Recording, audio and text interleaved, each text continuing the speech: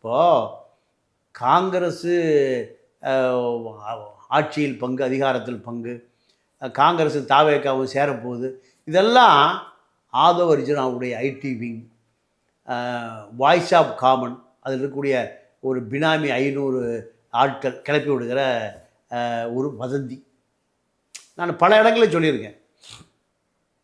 ராகுல் காந்தி பிரதமர் ஆவதற்கு தமிழ்நாடு பாண்டிச்சேரியிலிருந்து 40 நாடாளுமன்ற உறுப்பினர்கள் போயிருக்காங்க. அது முக்கியமாக ஆட்சியில் பங்கு, அதிகாரத்தில் பங்கு.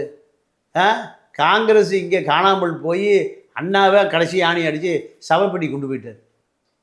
மூப்பனார் முதலமைச்சராக இருக்க முயற்சி செஞ்சு முடியல. பல முயற்சி நடந்து இந்திரா காந்தி காலத்தில், ராஜீவ் காந்தி காலத்தில் கொடி நட்டுவதற்கே ஆள் இல்லை காங்கிரஸுக்கு. இல்லாத பாஜக தமிழ்நாடு பூரா வந்துருச்சு. இருந்த காங்கிரஸ் காணாமல் போய் அகில இந்திய அளவில் காங்கிரஸு வயநாடு வந்து சேர்ந்துருச்சு.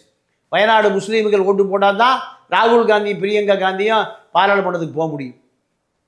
வடக்க இருந்து தெற்கே விரட்டி அடிக்கப்பட்டது காங்கிரஸ். இதுதான் நிலைமை. இதில் தமிழ்நாடு தான் 120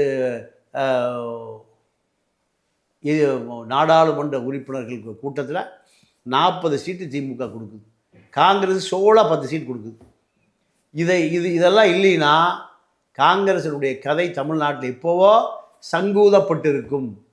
ஆனால் இப்போ எப்படியாவது காங்கிரஸை திமுகவிலிருந்து பிரித்து விட்டால் இந்த 40 சீட்டை குறைச்சிடலாம். அகில இந்தியாவோட ராகுலுக்கு பிரதமர் வாய்ப்பை தடுத்து விடலாம். இதுதான் நோக்கம். இதுக்கு ஆதவ அர்ஜுனாவை கையில் எடுத்துக்கொண்டு பாஜக செய்கிற சித்து விளையாடு தான் ஆட்சியில் பங்கு, அதிகாரத்தில் பங்கு. காங்கிரஸ் தனியாக நின்னால் கவுன்சிலர் கூட ஜெயிக்க முடியாது. காங்கிரஸ் ஓட்டு பூரா யார் ஓட்டு? திமுக ஓட்டு.